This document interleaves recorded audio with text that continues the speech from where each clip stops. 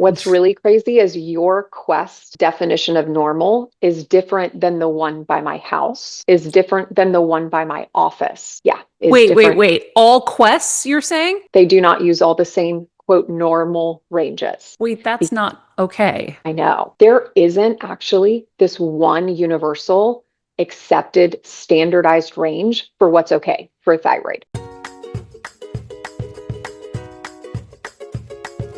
All right, Hill Squad, we are back with part 2 of my conversation with McCall McPherson, leading expert in thyroid health. If you guys missed part 1, be sure to check it out because she broke down the real signs of thyroid dysfunction.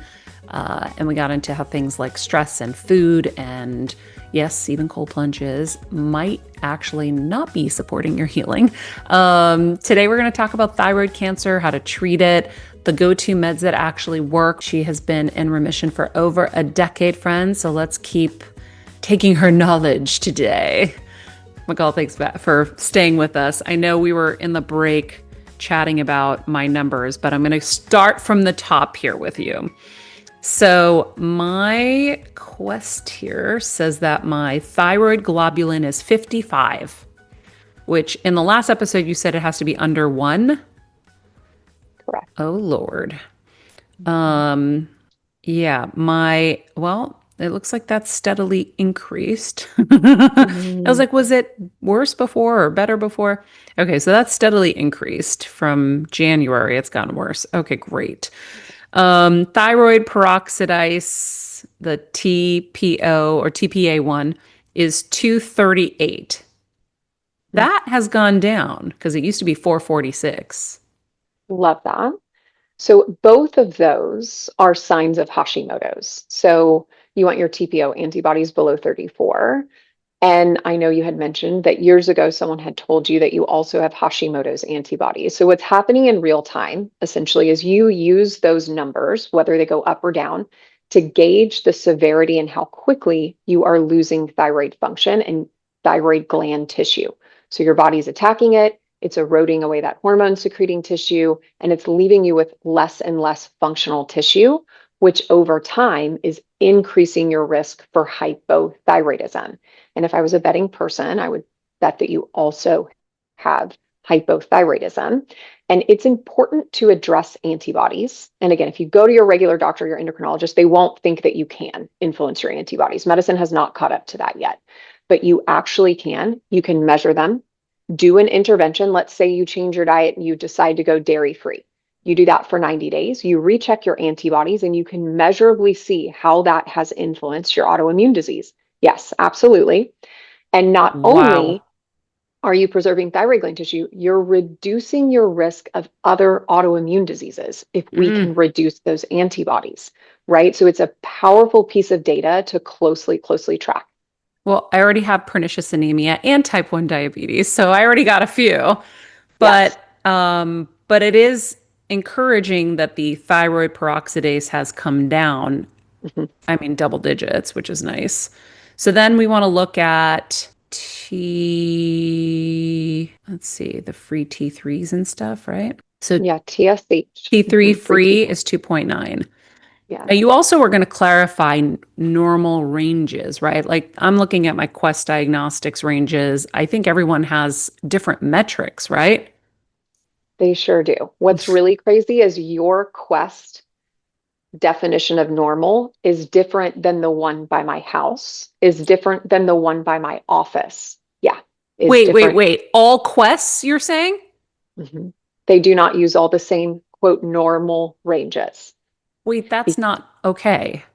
I know. So here's the problem with normal and why it's so important to be optimal. So there isn't actually this one universal accepted standardized range for what's okay for thyroid or a lot of things. And in fact, the way that these normal labs are determined is they take a bunch of people from your Quest, that location, maybe a couple locations around, and they formulate averages. They take out the top little percentage, the bottom little percentage, they formulate averages. And so what we're doing, right, is we are basing normal ranges on people going to a lab, which inherently is flawed because number one, who's going to the lab? Not people who are like I feel so great today. I wonder what my thyroid function looks like. No, there are people who are sick, not feeling well, looking for answers. So we're basing normal on unwell people trying to Well, figure out what's going and on. imagine if you live in an area Yes, where, people are really eating unhealthy and they're just fast fooding and whatever. Like now those averages are not, oh my Lord, I had no idea. right. Right. And so when I first started practicing in thyroid specifically around 12 years ago, I started by like narrowing the ranges a little bit on the top and the bottom, like most functional medicine people do. And that wasn't good enough. Like people were still showing up, they were still having symptoms. So every 12 to 18 months since then, I've actually taken those ranges and narrowed them slightly based on our own data of where do these people feel well? Where are they thriving? Where are they not feeling well? And now, over the last decade, we're left Wow. with these tiny narrow margins. But if we can get people into them, they feel great, they thrive, they get their lives back, they don't have thyroid symptoms anymore. So I was debilitated and within normal ranges for thyroid. My practice, 100% of our patients have been told their labs are normal and it's not their thyroid, when in fact it is. It is their thyroid. It's black and white on paper. If you compare it to optimal, they're not there. A sneak peek, your T3 is not optimal, even though it's in the normal range. 2.9 is what I call pajama town. My range for T3 is sitting between about 3.6 and 4.2 for most of your day. 2.9 is very far from that. So, okay, so then when you say it's black and white against whose numbers? What do you mean by it's black and white? You said like people in your clinic have been told they don't have thyroid issues, but when you look at the numbers, it's black and white. If you just told me these numbers are all over the board everywhere, whose numbers are black and white? Yeah, so we have our own optimal ranges, again, based on over a decade of data, hundreds of thousands of pieces of data of where people feel good versus where they don't, where they have symptoms versus where Got they it. So don't. you included the people who have good numbers too. Oh, absolutely. Yeah. That's So how yours we, sounds the most accurate then because you can find a base range that people need to be at. absolutely. And when they arrive there, their lives change, like truly. And again, it's not outside of what normal range is, it's still within, it's just much more narrow margins. Wow. Okay. Well, that's eye-opening and really disappointing and disgusting that they just changed the numbers based on locations. That's just insanity to me. It But is. the medical system is insanity and we're uncovering it. And friends, don't be overwhelmed. This is just now more information for us to be empowered by. So, okay, so my T3 free is 2.9, even though it says reference range. I'm doing well, guys. I was very excited by the green numbers or the green letters. Yeah. Apparently, that doesn't mean shit anymore. So T3 total 93. T3 total's irrelevant. You don't even ever need to check it again. Okay. T3 reverse 14. That's actually pretty good. I want you sitting between about 8 and 15. That Okay. is your inhibitory hormone. It's great that you got that checked. A lot of people don't. It's so important if you're on levothyroxine, Synthroid, Tyrosine, a T4 based medication, that you absolutely are getting your reverse T3 checked. Okay. So then I don't see anything else on here. There was another test you wanted to hear about. Yes. TSH and free T4. So TSH with reflex FT4 and FT3. This was as of May. I was at 2.3. Do you have a plain TSH without reflex Let's see. or a plain free T4? I have reverse T3, 15.7. Well, Yeah, maybe we've missed yeah, some important numbers here. Okay, so what am I missing that I need to be getting? yeah. So I'd love for you to get plain TSH and plain free T4.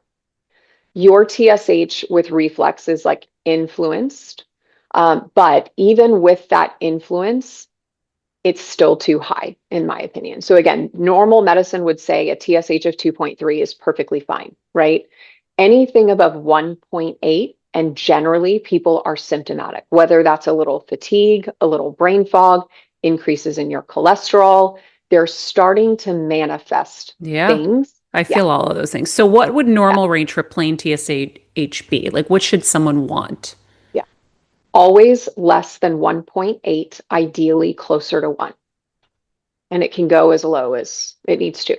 And what about plain T4? Zero 0.9 or free T4 is 0.9 to 1.2. I'm Okay. a little suspicious you're on the low end of that, just inferring from other data points, which means So what would you have that low. mean? Does that mean you need medication? I definitely would assume that you probably need medication because you are years into Hashimoto's. You are years into the loss of and the destruction of thyroid gland tissue. So the goal is we reduce your TSH a little bit. Think about your TSH as how much energy your body's putting in to produce energy. How much are we using? How much are we producing? You're using too much energy to produce energy. We know your active hormone, your free T3 is low. It was 2.9 at the lab before this one you just read me, which is your energy, your metabolism, your mood, all of the most important Metabolism. I things, know I've gained like 15 pounds since I went to the gyno last year. right? Yeah. And that is literally free T3, like loss of free T3. And so we want to reduce the energy going in and increase the energy coming out. We don't know what your free T4 is, but I'm a little suspicious that it's on the lower end of either normal or just below the lower end of normal. So then for people who are concerned about that weight gain, Mhm. would you lose weight if you got on medication and had everything balance out? Great question. So it depends how long you've had this issue going on. So I want you to think about when you have low T3, okay, you start to develop insulin resistance, leptin resistance, metabolic dysfunction, blood sugar dysregulation. Essentially, your metabolism starts to break down, Mm-hmm. okay? If I waved a magic wand right now and I fixed your thyroid and made everything perfect, that's great. But you don't magically unravel all of that metabolic dysfunction that's developed over the last two, Year. 5, 10 years, right? However long it's been. So you have to resensitize your metabolic function. You need to reverse insulin resistance, reverse leptin resistance, blood sugar dysregulation. And that takes a lot of hard work and time. Now, the foundation is getting proper thyroid hormones because until you have that, you'll never outrace that. It's incredibly difficult, even when those things are on board after years, to reverse it. But it's possible. And in some Yeah. cases, it's not. I mean, my practice was filled with women who literally did everything perfect. I mean, I would have people be like, well, I've been on Whole30 since 2017, like just absolutely dedicated to their health, their wellness, their journey, and they couldn't lose 5 pounds to save their lives. And that was because of those years and years of metabolic dysfunction. And that's where GLPs came in and played a big, big part in my practice and kind of changed the game for so many thyroid people. I do want to just add that I have seen all of these numbers getting better, but that's with an Mhm. extreme sunlight diet. Right. Like it's an extreme sunlight diet, which by the way, I want you to explain leptin resistance to people because I think people now understand insulin resistance. We should probably touch Mhm. on that too. Yeah, absolutely. So your leptin is a hormone that regulates one, feelings of satiety, like feelings of satisfaction and fullness after you eat. And after you develop some amount of leptin resistance, a couple of things happen. You don't get that signal that you're full. You don't get that signal that you're satiated. Your body continues to crave more.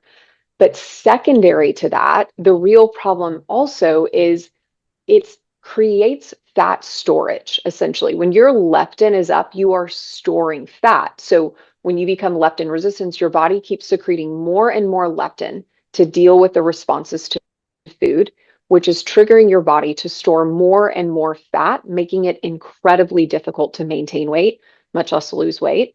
And then insulin resistance, insulin is an incredibly powerful hormone and it neutralizes blood sugar, right? So there's this delicate balance between insulin raising, blood sugar reducing, so we're not storing fat inappropriately, developing fatty liver, all cardiac disease, all these secondary issues. Well, when you get insulin resistant, your body slowly needs a little bit more of insulin, more and more insulin to maintain this blood sugar. So sadly, in medicine, we're checking people's blood sugar years before their hemoglobin A1C increases, their blood sugar increases, their insulin is climbing, climbing, climbing, simply to maintain this. And this is what we need to be checking. So Which is what? The C-peptide? C-peptide is a great one, but most people don't even need that. Even if we just check fasting insulin, it's incredibly powerful. Then if that's disrupted, their How blood does sugar is someone do disrupted, that? blood test. First thing in the morning, any regular doctor can order it. It's so cheap, it's so easy. Ideally, you want your insulin less than 10. In a perfect world, I'd love it like 3 to 6. Got it.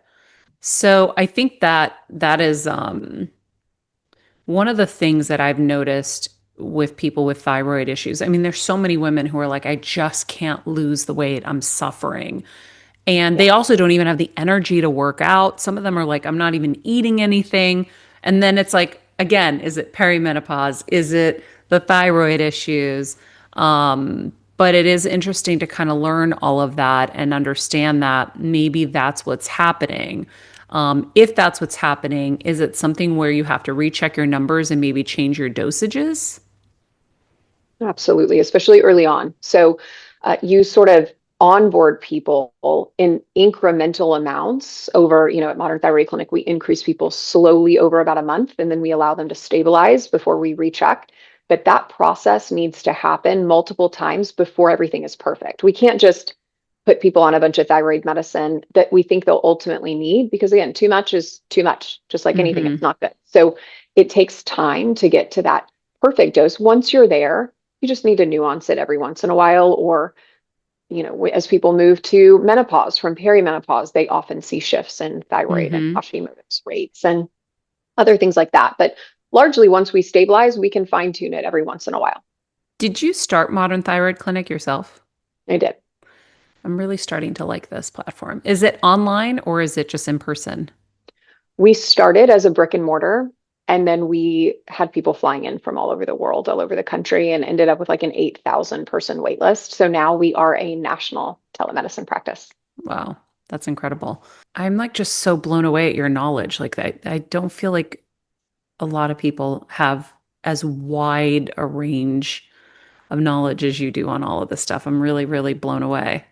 It's cool. Well, thanks. That's so kind. I appreciate it. Well, I'm like psycho with this stuff, especially people with platforms, because I think, there's a lot out there and there's a lot of them are very fast food and it's Yeah. very, kind of, it's not individualized enough. And it sounds like you're really focusing on people individually in a way that's really important. But I do want to touch on thyroid cancer before I lose you. And if we run out of time, we'll have you come back and we'll talk more thyroid cancer. But what has your experience been with thyroid cancer? And what do you do when you're diagnosed? Yeah. So, two kind of parts I'd like to address. One is just plain, and one is in the presence of GLPs. So, thyroid cancer is something that nodules, for example, are very common. 70% of adults have nodules, 5% of those end up being cancer. I think women are very quickly rushed to have a full thyroidectomy, meaning their entire thyroid is removed, when it can be managed, often conservatively, watched and repeat ultrasounds very frequently to see if it's growing, it's evolving, what the morphology is, a biopsy, that kind of thing. And there's also more progressive ways to spare the thyroid in a lot of these cases, where you can have radio frequency ablation, where they just hit the nodule and preserve a lot of the remaining thyroid. Because what's happening to women, and it's heartbreaking. They are going, they find a nodule, they think maybe it's cancer, they say, let's just take out the whole thyroid, it'll be totally fine, we'll put you on levothyroxine, everything will be great. And honestly, the lives of these women are ruined. Like, it is so incredibly difficult to function and feel like yourself post thyroidectomy. So my advice would be, hey, don't be afraid to take a conservative approach. Get 3 opinions. Don't just settle on one. Like, go and have multiple opinions, look at more conservative options of treatment. And then at the end of the day, right, if you do end up having a cancer that's more aggressive, that needs to be removed, of course it's worth it. But it's the 95% of people that actually don't that I really want to speak to, because truly, truly, I ask this very often on social media in my lives. When someone asks me about a thyroidectomy, I'm like, everyone that's here, comment your experience if you've had a thyroidectomy. And it's overwhelmingly Life is so hard. It's not easy. Please think hard. And the second kind of component is GLPs and thyroid cancer. And this was a wave of fear kind of propaganda that was perpetually circulated online. And the reality is the studies are very, very clear. GLPs do not cause thyroid cancer. It happened, and the reason they carry a black box warning for that was the study that they did on GLPs was in rats. They put those rats on 20 to 100 times the dose that humans are on, relatively speaking, of that GLP, and rats have incredibly dense GLP receptors on their thyroid gland. So all of that caused a storm of an increase in a specific kind of thyroid cancer called medullary thyroid carcinoma. It's one of the most rare forms of thyroid cancer. That has never translated to humans. In fact, studies have found you are at more of a risk for thyroid cancer on insulin. And insulin, don't worry, insulin does not carry a risk for thyroid cancer. Like, it just is irrelevant. I think we have to really understand that fear because it's been pervasively passed around. And again, like you, I want people to be informed and empowered consumers of their health so that they can navigate the complexity of these landscapes effectively. Well, I think you're also the first person I've ever heard that said, don't just rip it out. And I think that's really important for people to understand the other side of it because I know my mom had hypo and they made her do the iodine treatment, right? The iodine where they kill it. She might have had hyper. Yeah. Hyper. Okay, yeah, maybe it was hyper. I always get them confused. But isn't Yeah. there an iodine treatment where they kill it and you're radioactive for like 24 hours? And Yep. what do you Yep. think about that treatment? Devastating. So I'll speak to this briefly, and I'm always happy to go deeper if you want. But Graves' disease is very similar to the thyroid cancer thing. When you have Graves, they immediately want to take out your thyroid or kill it with radioactive iodine. So many of these people can be put into remission and literally not be hyperthyroid anymore. People that come to Modern Thyroid Clinic, most of the time we reduce the severity of their Graves and hyperthyroidism by like 50% in the first 3 months. Of all of our patients that I've ever had, thousands and thousands of them, I've had one person with Graves that needed to have a thyroidectomy or radioactive iodine. The rest we handled. We have like a very progressive, nuanced treatment for Graves that honestly only one other person in the country does. But you can save your thyroid and your quality of life will infinitely be better. I tell people, do whatever you can to save your thyroid because again, life is hard post thyroidectomy or post radioactive iodine. Your poor mama. Yeah, well, I think of all the things that kind of went wrong that I believe led to her brain cancer eventually. She had LASIK surgery, which removes, the part of your eye that's now taking in that light, which is so instructive for your body and your hormones and everything. And then she had the iodine treatment and then of course pesticides with the Roundup and all these things that they were using at the time. It's really frustrating to think of things that have been normalized in our culture that we've not looked into enough, like a LASIK surgery, which is horrendous for you. Didn't know that at the time. I thought I was helping my mom. I also wanted to ask you or tell you, funny enough, a little connection I had. So I had a few thyroid nodules and we were watching them with my ultrasounds and such. And I I went back at one point after like maybe 3 years. I hadn't done it in a while, and they were all gone. And the Yep. only thing I had done differently was I had stopped eating chicken. Oh, interesting. Interesting. Yeah, no, nodules can be reversed. Like people don't know But they that. don't know that. And nobody tells Right, you that that's possible because when I right, was at the doctor's, I go, well, does this happen? They're like, no. And I was like, right. No, it okay, does. well, it just did. And the only thing I did differently, and I think chickens are I think they're pretty dirty. Yeah. Unfortunately, I know people love chicken, but I'm really grateful that I cut it and inadvertently, I think it was probably something that helped because there was nothing else that I did differently. Yeah, that is so cool. And honestly, I'm not surprised. People just, I can't wait for the day that all of this knowledge for thyroid, for hormones, for women specifically, like, because this is a theme for us, right? We Mhm. are alone out navigating our health, constantly being told everything's fine. It's not a big deal. Just do what I say and you'll be good. And that's not the case. We need to, and I think platforms like yours allow us to learn more, to do better, and to drive our health and like be the navigator of that, which is Yeah. life-changing and hugely impactful. That's my mission. We have to be the CEO of our health. And I think that though it can feel overwhelming, I would rather know what is. I always tell people we need to know what is. And once we know what is, now we understand, oh, I can't farm this out. I have to really run this ship and I have to be in charge of it and I have to do the research and I have to become educated. And it's I talk about it all the time. We'll get more second opinions and third opinions on a hardwood floor we're going to install or a car we're going to Mhm. buy. We'll do more research on that shit. But Yeah, with our health, we're like, oh, my doctor said this. I trust him.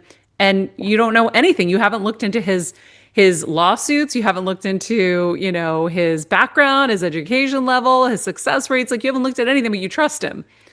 And right. so we have to know what is, and then we navigate from there. But I have found this to be such a refreshing, exciting conversation because I think thyroid, like I said from the beginning in part one, it's something where no one really explains it to you. They just Mhm. put you on a pill and then you go off. And then what happens is people don't realize this is the first warning sign generally in the body that shit isn't going right. Yeah, And we need to stop and figure it out before it then matriculates into other illnesses and other diseases because eventually you'll end up with cancer because the wheels are going to fall off the wagon if you yeah, don't deal with these things properly. absolutely. I could not agree more. So, McCall, with that, I look forward to having you back on the show again. This was amazing.